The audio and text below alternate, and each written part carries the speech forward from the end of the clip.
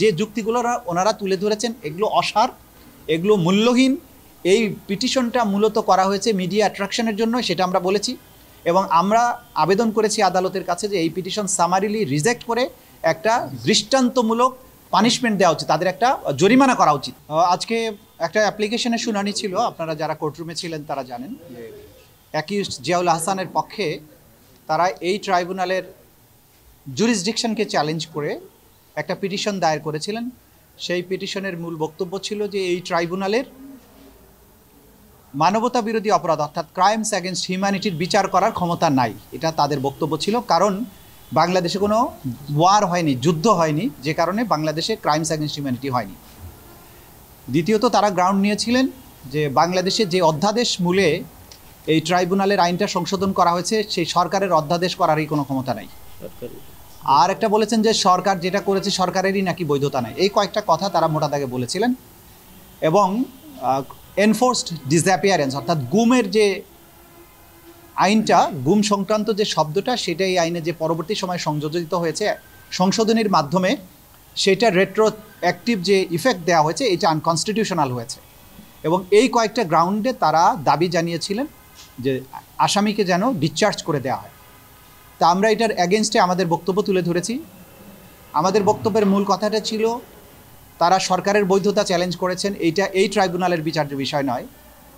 সরকারের অধ্যাদেশ প্রণয়নের ক্ষমতা আছে কিনা সেটা তারা চ্যালেঞ্জ করেছেন। আমরা বলেছি এটা এই ট্রাইব্যুনালের বিবেচ্য বিষয় নয়। যদি কোনো অধ্যাদেশ বা কোনো আইন তাদের কাছে মনে হয় যেটা সংবিধান সম্মত হয়নি, তাহলে তারা সেটাকে চ্যালেঞ্জ করার জন্য সাংবিধানিক আদালত অর্থাৎ হাইকোর্টে যেতে পারতেন। তা না গিয়ে একটা ফৌজদারি আদালতে তারা আইনের বৈধতা চ্যালেঞ্জ করে বসেছেন, যেটা আনথিঙ্কেবল বা আনহার্ড অফ। কোনো ফৌজদারি কোর্টে, যে কোর্টে বিচার হচ্ছে সেই কোর্টের কনস্টিটিউশন বা সেই কোর্ট সংক্রান্ত যে আইন, এটাকে চ্যালেঞ্জ করে ওই কোর্টেই পিটিশন করা যায় না। এটার জন্য সাংবিধানিক আদালতই হচ্ছে ফোরাম, সেটা আমরা তুলে ধরেছি।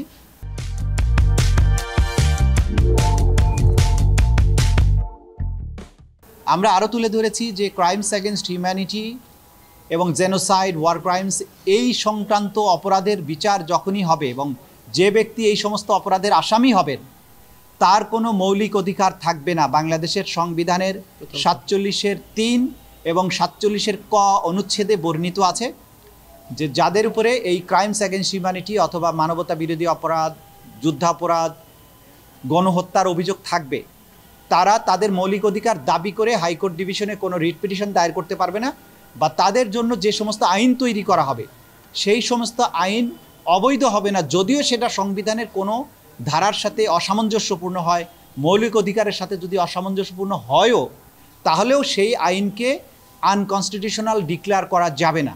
এটা একটা ব্ল্যাঙ্কেট প্রোটেকশন, এইটা কনস্টিটিউশনে দেওয়া আছে। সাংবিধানিকভাবে এই আইনকে একটা সুরক্ষা দেওয়া হয়েছে আর্টিকেল 47(3) অ্যান্ড আর্টিকেল 47 ক, এই দুটো আর্টিকেলের মাধ্যমে। সুতরাং এই আইনের বিরুদ্ধে যে সমস্ত যুক্তি ওনারা তুলে ধরছেন সেটা বিবেচনারই করার কোনো সুযোগ নেই। প্রথম কথা হচ্ছে এই আদালতের বিবেচনা করার সুযোগ নেই। দ্বিতীয় হচ্ছে ওনারা হাইকোর্টে গেলেও সেই আইনটা অবৈধ হবে না, কারণ এটা সাংবিধানিক প্রোটেকশনের আওতায় পড়ে। আরেকটা বলার চেষ্টা করেছেন যে গুম তো পরবর্তী সময়ে শব্দটা আনা হয়েছে। আমরা দেখিয়েছি গুম শব্দটা অ্যাজ সাচ না থাকলেও মার্ডার শব্দটা আইনের মধ্যে ছিল, জোর করে আটকে রাখা আইনের মধ্যে ছিল, অ্যাবডাকশন অর্থাৎ অপহরণ আইনের মধ্যে ছিল, কনফাইনমেন্ট গোপন জায়গায় আটকে রাখা সেটা আইনের মধ্যে ছিল, টর্চার এগুলো আইনের মধ্যে ছিল।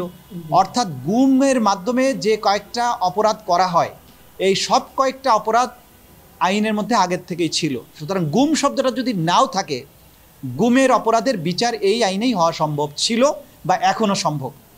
পরবর্তী সময়ে যে সংশোধনী আনা হয়েছে সেটা রেট্রোঅ্যাক্টিভ হবে এই কারণে, কারণ 1973 সালে যখন ইন্টারন্যাশনাল ক্রাইমস ট্রাইব্যুনাল অ্যাক্টটা প্রণয়ন করা হয়, সেই আইনে বলা ছিল যে এই আইন প্রণয়নের পূর্বে অথবা পরে এই আইনে বর্ণিত যত অপরাধ হয়েছে সেগুলোর বিচার করার ক্ষমতা ট্রাইব্যুনালের থাকবে।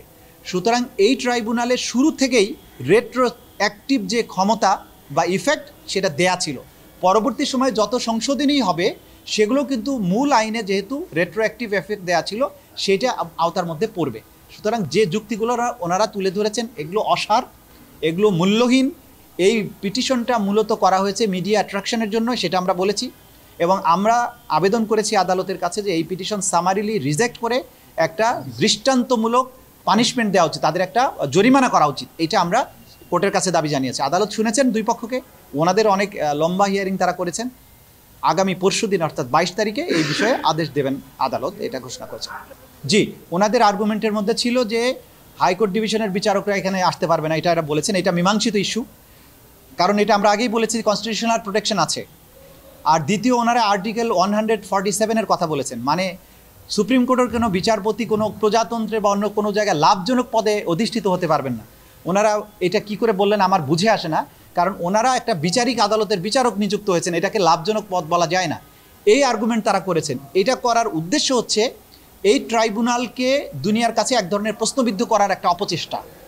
এই ধরনের আবেদনের মাধ্যমে ট্রাইব্যুনালের ব্যাপারে একটা অহেতুক বিতর্ক তৈরি করে একটা হাইপ তৈরি করার চেষ্টা, এই পিটিশনের পেছনে একটা ম্যালাফাইডি ইন্টেনশন তাদের আছে। সেই কথাটাই আমরা আদালতে বলেছি যে আপনারা এই আদালতে যে অ্যাপ্লিকেশনটা দিয়েছেন এটা ম্যালাফাইডি উদ্দেশ্যে, একটা হাইপ তৈরি করার উদ্দেশ্যে। এই কারণেই তাদের এই একটা এক্সাম্পলারি কস্ট হওয়া উচিত। এটা রিজেক্ট করার পাশাপাশি তাদের একটা জরিমানা হওয়া উচিত। এটা তো বলেছি যে এটা যুদ্ধের কোনো প্রয়োজন নেই, কারণ ওনারা আইনটা বুঝেই নেই। কারণ ক্রাইমস এগেনস্ট হিউম্যানিটি একটা অপরাধ, ওয়ার ক্রাইমস আর একটা অপরাধ। ওয়ার ক্রাইমস হওয়ার জন্য যুদ্ধ লাগবে, কিন্তু ক্রাইমস এগেনস্ট হিউম্যানিটি হওয়ার জন্য কোনো যুদ্ধের প্রয়োজন নেই। যদি কোনো অ্যাটাক ওয়াইড স্প্রেড এবং সিস্টেমেটিক ওয়েতে কোনো সিভিলিয়ান পপুলেশনের বিরুদ্ধে করা হয়, কোনো রাজনৈতিক গ্রুপ, ধর্মীয় গ্রুপ, জাতিগত গ্রুপের বিরুদ্ধে, যদি এই পারসিকিউশনের অংশ হিসাবে, যেটা ছাত্রদের উপরে হয়েছে, জুলাই আগস্টে হয়েছে, একটা নির্ধারিত পদ্ধতিতে সারা দেশব্যাপী ওয়াইড স্প্রেড এবং সিস্টেমেটিক অ্যাটাক হয়েছে এটাকে নির্মূল করার জন্য, তাহলে সেটা ক্রাইমস এগেনস্ট হিউম্যানিটি হবে। ক্রাইমস এগেনস্ট হিউম্যানিটি সংগঠিত হওয়ার জন্য যুদ্ধ হওয়াটা কোনো অবস্থাতেই শর্ত নয়। এই কথাটা ওনারা না বুঝে একটা বিভ্রান্তিকর আর্গুমেন্ট আদালতে করেছেন, সেটাও আমরা তুলে ধরেছি। জি, থ্যাংক ইউ। আচ্ছা, এর আগে এই পিটিশন শুনানির আগে আরও 3 জন আসামির বিরুদ্ধে আদালত গ্রেপ্তারি পরোয়ানা জারি করেছেন। 2 জনের ব্যাপারে নতুন গ্রেপ্তারি পরোয়ানা, আর একজনের বিরুদ্ধে আগে গ্রেপ্তারি পরোয়ানা ইস্যু হয়েছিল, তাকে আজকে গ্রেপ্তার করে হাজির করা হলে তাকে কারাগারে প্রেরণ করা হয়। এই 3 জনের ব্যাপারে একজন হচ্ছে কোনাবাড়ির ঘটনায়, আপনারা যে হৃদয় কথা জানেন, হৃদয়কে যেভাবে মারা হয়েছিল, একদম চারিদিক দিয়ে ঘেরাও করে বুকে ঠেকিয়ে গুলি করা হয়েছিল, সেই মামলায় একজন আসামি, একজন যাত্রাবাড়ির ওখানকার অ্যাসিস্ট্যান্ট কমিশনার তানজিল, আরেকজন হচ্ছেন আরেকটা ছিল উত্তরার ঘটনায়। যাই হোক, আমরা তার নাম আমরা বলছি না আপনাদের কাছে। এই 3 জনকে কারাগারে পাঠানোর আদেশ দেওয়া হয়েছে।